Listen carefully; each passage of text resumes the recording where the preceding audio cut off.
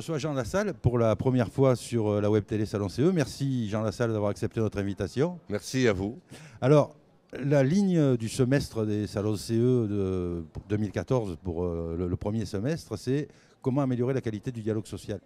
Vous avez fait un tour de France à pied où vous avez rencontré des gens et notamment vous avez dû arriver sur des parkings d'entreprises où vous avez rencontré des salariés. Quelle a été la nature de l'échange que vous avez eu avec les salariés? Écoutez, d'abord, je voudrais vous remercier beaucoup de m'associer à cette réflexion sur l'amélioration du dialogue social. Je crois que c'est une priorité absolue parce qu'aujourd'hui, elle est en très mauvaise posture et je crois que c'est un des éléments qui pèse énormément dans la relation d'une manière générale dans notre pays. Alors, comment j'ai été accueilli? Très bien. Partout. Alors au début, je passais avec une certaine précaution parce que je n'aime pas déranger les gens ou leur donner le sentiment que je veux me servir, surtout quand je passais dans des entreprises qui étaient en grande difficulté, de leur malheur pour me faire valoir, vous savez. Donc c'était très respectueux et d'ailleurs les entreprises qui étaient en grande difficulté, je n'y allais que si elles m'invitaient. Ou si le comité d'entreprise, ou des fois c'était le patron, ou d'autres fois c'était un syndicat. J'y allais, voilà. Sinon, sur les parkings, bien entendu, j'en ai rencontré beaucoup. Si je dois tirer une idée générale, c'est l'inquiétude. Même dans des entreprises qui n'étaient pas, à proprement parler, menacées de quoi que ce soit à première vue, il y avait toujours une rumeur, un bruit qui immédiatement ou très rapidement faisait basculer la discussion sur l'angoisse et l'inquiétude. Alors, on a vu à la télévision des grandes entreprises comme Goodyear, comme Solac à Florange. Cela, on sait les problèmes qu'ils ont eus. Vous avez rencontré, vous, des petites entreprises. Et l'inquiétude, elle est aussi forte dans ces petites entreprises-là? Oui, et parfois même plus forte, je vais vous dire, parce que souvent, les entreprises n'ont pas de comité d'entreprise. Donc, il n'y a aucune information ou pas une information régulière qui peut circuler, comme c'est le cas dans des entreprises plus importantes. Et ils ont le sentiment, les ouvriers, je vous parle là des ouvriers, puisque vous m'avez parlé des ouvriers, qui ne sont plus vraiment associés et qui ne savent pas du tout où ils vont. Ils ont le sentiment de travailler un peu au jour le jour, sans savoir quelle est la stratégie de l'entreprise sur du long terme. Ça, c'est pour les PME, vous voyez, les petites entreprises. Et j'ai eu le sentiment de rencontrer des hommes qui voudraient, et des femmes qui voudraient s'engager beaucoup plus qu'ils ne font. Ils disent, mais on pourrait faire beaucoup plus pour l'entreprise. Mais on ne sait même pas si l'entreprise a besoin qu'on fasse plus, parce qu'on ne nous le dit même pas. Vous voyez? Oui, ils ont peut-être l'impression que les institutions représentatives du personnel sont considérées par les patrons comme des empêcheurs de gérer en rond l'entreprise. Oui, et surtout que souvent elles ont perdu de l'influence. C'est-à-dire qu'elles n'ont plus l'influence qu'elles ont pu avoir d'autres fois. Mais vous me parliez surtout des petites entreprises là. Des entreprises, oui. Voilà, des petites entreprises. Après, bien sûr, si vous êtes dans les plus grosses entreprises, bon, je pense par exemple, je suis passé à Peugeot. Et Peugeot, j'ai su dès cet été, avant l'été même, qu'il y avait le gros problème qui apparaît maintenant. Mais les premiers qui me l'ont dit, c'est les ouvriers. Les ouvriers m'ont dit, monsieur le député, on risque de vous dire que tout va bien, mais attention, ça ne va pas bien du tout. Il est question qu'on s'associe avec un autre groupe étranger, peut-être Volkswagen. Ce serait vraiment pas très heureux, peut-être des Chinois. C'est par les ouvriers que j'ai su. C'est la rumeur quelquefois qui enfle et qui donne l'inquiétude parce que le patron justement ne donne pas une information sincère. Et ensuite, lorsque j'ai rencontré le patron, par contre, il m'a dit la chose très clairement. Il m'a dit on est en grande... Enfin, celui qui faisait office de patron, c'était pas M. Peugeot, un des frères Peugeot, hein, mais il m'a dit effectivement on est en grande difficulté. À l'époque, c'était la recherche d'un accord peut-être avec un groupe européen. Qui a débouché sur un accord chinois voilà. Récemment. Vous savez, je ne suis pas très confiant, hein, moi, par rapport à ça. Parce que même s'il ne rentre qu'à 16% du capital, je crois, et si l'État doit rentrer au même niveau, quand on perd le contrôle, j'ai vu beaucoup d'entreprises qui avaient intégré de l'argent pourri, comme disent les ouvriers, qui étaient rentrés, au départ, c'était les fonds de pension américains, maintenant c'est des fonds qataris. Mais même à 20%, au bout d'un moment, ils vous obligent à aller porter la machine principale en Roumanie, la démonter et aller la transporter, parce que sinon ils retirent le fonds qu'ils ont apporté au capital. Bien sûr. Ils vous tiennent. Et c'est comme ça que... Plus le transfert de technologie. Plus, bien sûr, le transfert de technologie. Et beaucoup me disaient, que ce soit des ouvriers, même des patrons, c'est incroyable, c'est comme ça qu'on a laissé détruire 500 000 emplois en France. Si on avait été plus vigilant, s'il y avait vraiment eu mais c'est pas au cours de ces dernières années, c'est depuis 10 ou 15 ans que tout ça s'organise. On parle souvent de délocalisation, vous savez, et on en a beaucoup parlé. Les ouvriers dont vous parliez. C'est ce qui revient le plus souvent, c'est la très grande peur, parce que contre cela, ils ne peuvent rien, ils sont pris au piège. Et puis pour eux, c'est terrible. Il m'a dit, monsieur le député, je me souviens de cette personne, il me disait, vous ne pouvez pas savoir le malheur qui vous tombe dessus à 38 ans. L'an dernier, j'étais un type normal. J'étais marié, on finissait la maison qu'on avait construite avec amour, on avait 3 enfants avec nous, on était très heureux. Et puis cette année, j'ai rien. Ma femme a été vaincue par une dépression nerveuse, elle est partie, et les 3 enfants sont dispersés aux 4 coins, et ma maison a été vendue pour une bouchée de pain. Ça peut arriver du jour au lendemain. Et ça, c'est la grande inquiétude, et les délocalisations. Contrairement, je profite du fait que vous me donniez un micro pour le dire, parce que beaucoup de nos concitoyens ne savent pas, ce n'est pas une délocalisation spectaculaire qui a lieu, ça se prépare petit à petit, et je l'ai vu pratiquement dans tous les cas de figure. On commence par délocaliser une petite partie, voyez, une machine qui est importante, qu'on transporte dans un autre pays. On dit parce que là-bas, les coûts de travail sont moins importants. Donc aujourd'hui, on a des commandes, mais on n'est pas compétitif. Il faut aller sur des secteurs où on va être compétitif. Mais rassurez-vous, parce qu'on va travailler beaucoup plus après ici. Tant qu'à croire mon œil, c'est tout le reste qui suit après. Et c'est comme ça qu'on a perdu beaucoup d'entreprises. Alors vous êtes au Modem, vous êtes très européen, pro-européen. Est-ce que vous ne pensez pas qu'il faudrait quand même commencer par faire une harmonisation sociale et fiscale dans les 27 pour réduire ces problèmes de délocalisation? Parce qu'aujourd'hui, la délocalisation, c'est beaucoup moins en Chine que dans le reste des pays de l'Europe, avec les derniers arrivés notamment. Est-ce qu'il ne faudrait pas les remettre à notre niveau pour éviter ces délocalisations massives? Oui, alors, bon, mon parti est le parti le plus européen. Le problème, et ça m'a vraiment énormément interpellé, c'est que tout au long de ce Tour de France, il y a 2 éléments qui sont revenus en dehors du chômage qui est prégnant partout, de la peur de l'avenir, de l'angoisse, de la résignation même. Hein. Notre pays n'est pas en bonne santé, hein, et on le voit d'ailleurs avec ce qui se passe à tous les niveaux, à tous les points de vue. Ce qui m'a le plus frappé, c'est cette peur du futur, sentiment de ne plus avoir un destin partagé et de ne plus être dans une société qui travaille ensemble pour réussir ensemble, pour aboutir ensemble. Alors en ce qui concerne les délocalisations, effectivement, c'est au niveau de l'Europe que ça se joue. L'Europe est aujourd'hui remise en cause, comme je ne pensais pas qu'elle le fût, mais à tous les niveaux, parce que je n'ai pas vu que le tiers-État, comme on aurait dit autrefois.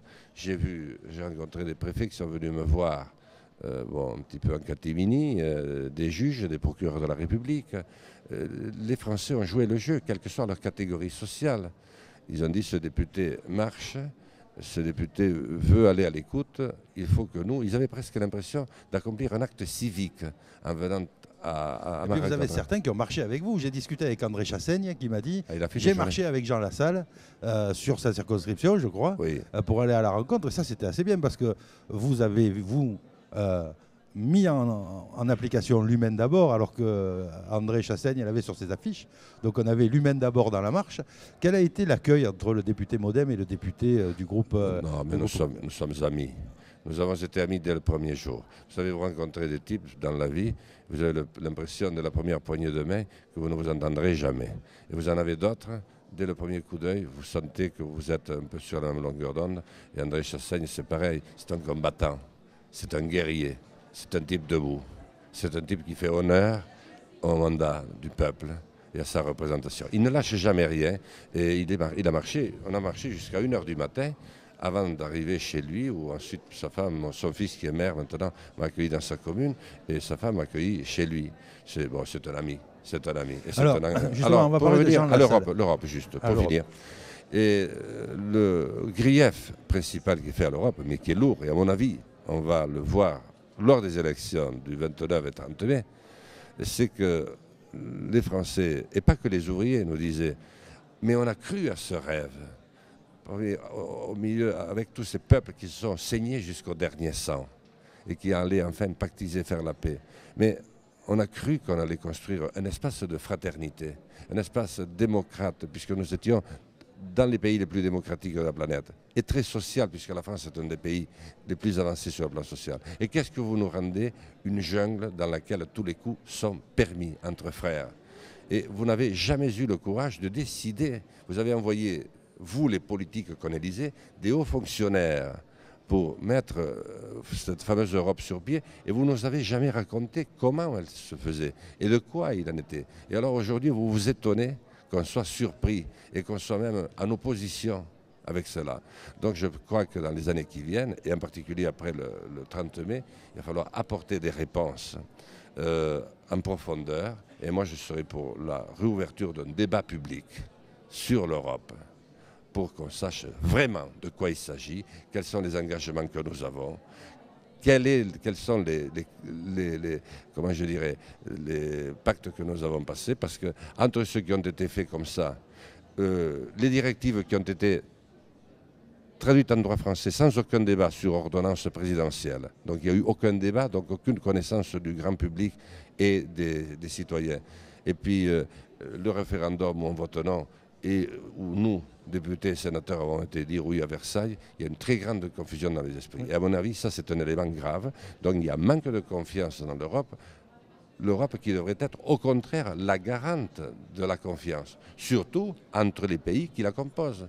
Mais la disparité sociale qu'il y avait entre les différents membres faisait que ça ne pouvait pas se faire du jour au lendemain. À mon avis, on a été aussi un peu trop vite.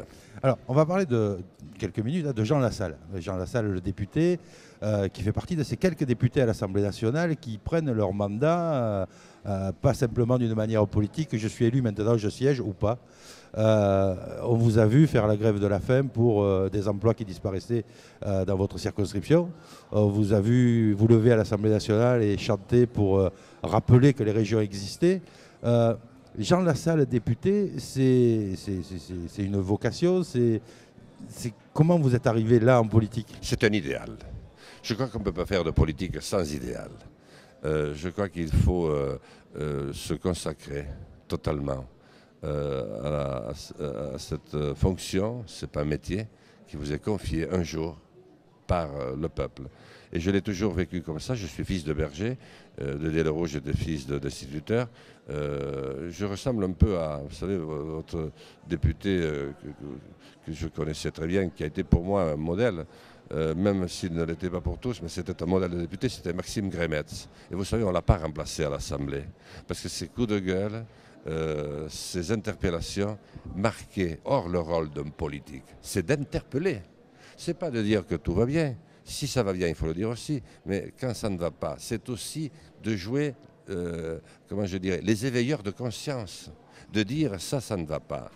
Et Maxime avait un art consommé de le faire. Et moi, je me considère un petit peu dans cette posture-là. Et si j'ai posé des actes qui n'ont pas toujours été compris, c'était des actes très réfléchis. Je pense qu'ils ont été compris par les gens qui étaient concernés par ce qui se passait. Oui, oui. Ils n'ont pas été compris par le grand public quelquefois. Après, parce que qu'est-ce qu'il fait ce député-là? Voilà. Qu'est-ce que ça a donné au fait? Vous avez sauvé, vous avez réussi, Oui, pour l'instant, bon, l'entreprise est toujours restée sur place. Que je vous dise de ce dont il s'agissait, c'est une entreprise, au départ, une entreprise canadienne, Alcan, Aluminium Canada, qui s'était désengagé sur l'ensemble du territoire français. Et puis, j'ai été chercher au Japon une entreprise en faisant un emprunt pour me payer mon billet d'avion. J'avais entendu dire qu'ils ne pouvaient pas prendre la suite. J'étais à Osaka, les convaincre, je les ai amenés. Et puis, vous savez, chez nous, dans le département, nous avons Total et le bassin de Lac. Et Total s'en va. J'ai eu d'ailleurs un accrochage très violent avec le PDG l'autre jour à l'Assemblée nationale de Total, parce que je lui ai dit, vous ne donnez pas une bonne image de la France, ni en France, ni à l'étranger, hélas, alors que vous êtes une des principales entreprises françaises, vous devriez être exemplaire, et chez nous, vous ne l'êtes pas. Pourquoi? Parce que Total a récupéré toutes les concessions pétrolières que le bassin de Lac avait accumulées avec la SNAP, et d'abord, et puis, comment il s'appelait, Elf, avec Madame de Jouancourt, et vous savez, de manière un peu pittoresque parfois. Eh bien, ils ont récupéré des concessions pétrolières dans le monde entier. Mais maintenant, ils s'en vont parce qu'il n'y a pas de pétrole, et ça c'était prévisible. Mais il n'y a aucun plan de reconversion.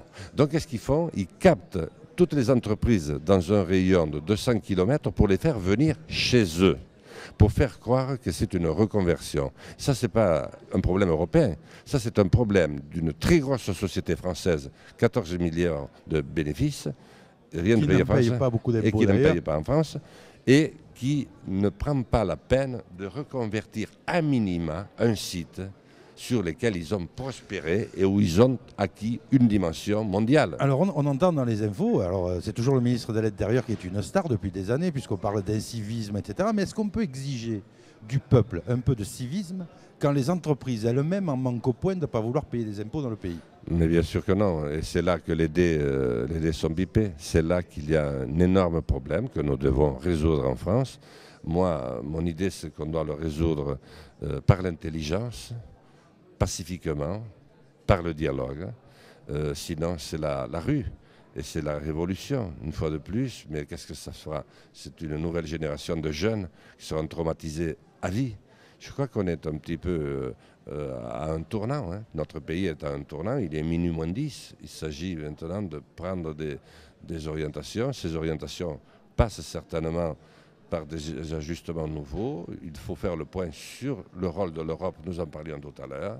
Mais je pense qu'on ne peut pas couper court à un vrai débat public, pas plié en 2 heures. Moi, je serais partisan, je vais le proposer au président, de reporter les élections cantonales et régionales de l'an prochain, parce que ça peut attendre, et de mettre cette année-là à profit, on est au milieu du mandat, pour organiser un immense débat, parce qu'il y a beaucoup de forces en France qui sont des forces progressistes qui ont envie que les choses se passent, qui voudraient avoir de l'espoir, mais qui ne le voient nulle part, parce que ceux qui devraient donner l'exemple donnent le pire des exemples. Les uns en partant avec leur fortune dans des pays étrangers, les autres en ne donnant aucune information, les autres en délocalisant parce que la main-d'œuvre est moins chère dans d'autres pays. Ce n'est pas du civisme, c'est pas ça la France. Et il faut retrouver un sentiment d'appartenance à un des plus beaux pays du monde. Alors Jean Lassalle, c'est celui qui a marché, qui est allé à la rencontre des autres, mais Jean Lassalle, c'est aussi le député qui a un outil pour qu'on aille à sa rencontre, c'est les cahiers de l'espoir. Voilà. Alors j'ai imprimé, puisqu'on est ici sur le salon des comités d'entreprise, le cahier de Claire Lise. Le cahier de Claire Lise qui dit « Je suis cadre dans les ressources humaines, j'ai 47 ans, comme beaucoup j'ai dû me battre dans la vie pour parvenir à réaliser mes rêves et j'ai encore beaucoup à réaliser. Je veux croire que l'action de Jean Lassalle permettra de me faire réconcilier avec les gens. Beaucoup de politiques opposent volontairement les catégories de personnes pour que l'esprit de solidarité disparaisse. » Ça, je trouve que ça vous décrit bien la mission que vous avez. Et ce qui m'a ému, c'est j'aimerais que les décideurs consultent plus les personnes sur le terrain avant de prendre des décisions radicales qui entraînent des suppressions d'emplois ou un éloignement de la justice pour ceux qui sont en difficulté, comme la réforme des tribunaux de commerce. Alors, ça c'est le cahier d'analyse, mais tout le monde peut ouvrir son cahier sur le site de Jean Lassalle. Oui, oui, oui. D'ailleurs, beaucoup l'ont fait, mais s'il peut y en avoir encore beaucoup plus, je crois que ce que j'ai voulu poser, c'est un acte.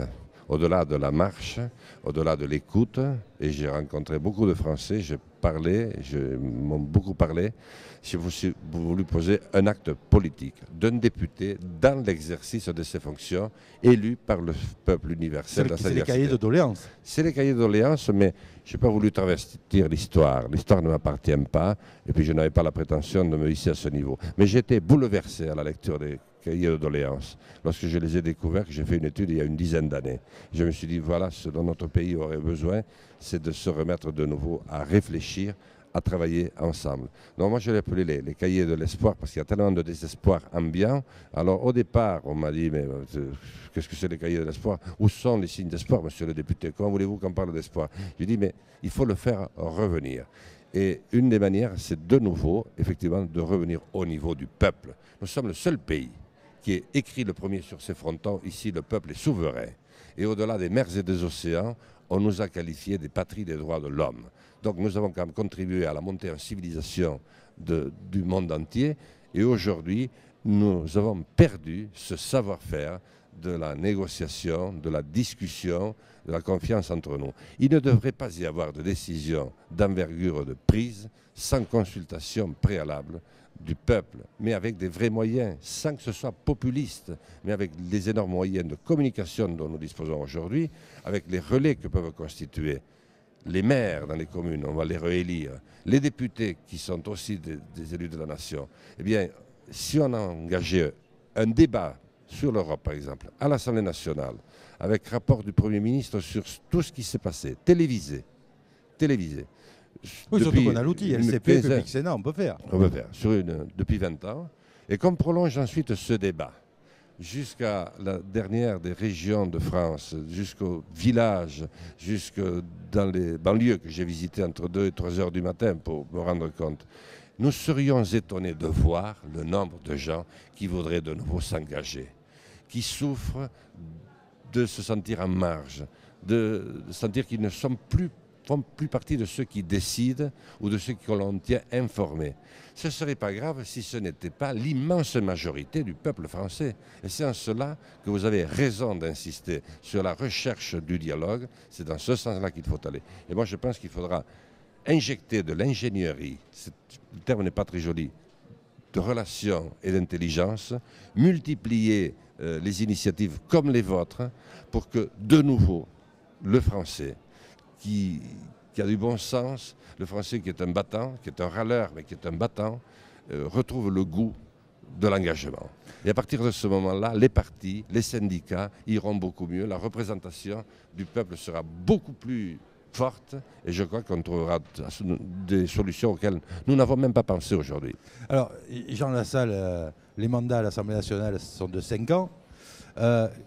J'imagine que vous pouvez penser que vous n'êtes pas réélu systématiquement parce qu'un siège, il n'appartient pas à un député, il est remis à...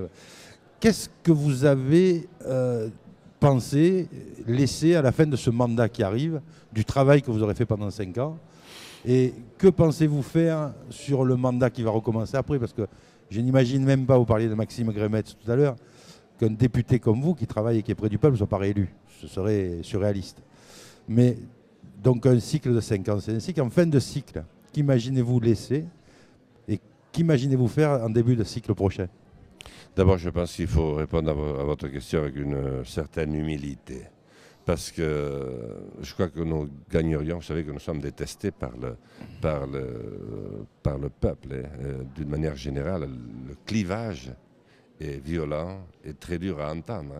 Je ne parle pas des ouvriers ni des paysans qui sont aujourd'hui les catégories les plus en difficulté, tout comme d'ailleurs les services publics, qui sont à désespérer. Moi, ce que j'aimerais laisser, c'est l'image d'un combattant qui ne renonce pas. Nous renonçons trop facilement. Et tout votre travail, vous allez le compiler, faire un rapport pour le Premier ministre, j'imagine bien, mais pour le grand public aussi, vous allez communiquer sur ce travail? Je prépare actuellement un rapport de type rapport parlementaire, comme lorsqu'un groupe de députés est nommé par l'Assemblée nationale pour faire la lumière sur un sujet beaucoup moins vaste que celui que j'ai entrepris moi-même. Là, je n'ai pas été missionné, je me suis missionné moi-même pour faire ce tour de France et aller à la rencontre des citoyens. Je veux proposer un rapport parlementaire que je vais présenter au président de la République et que je rendrai par la suite public.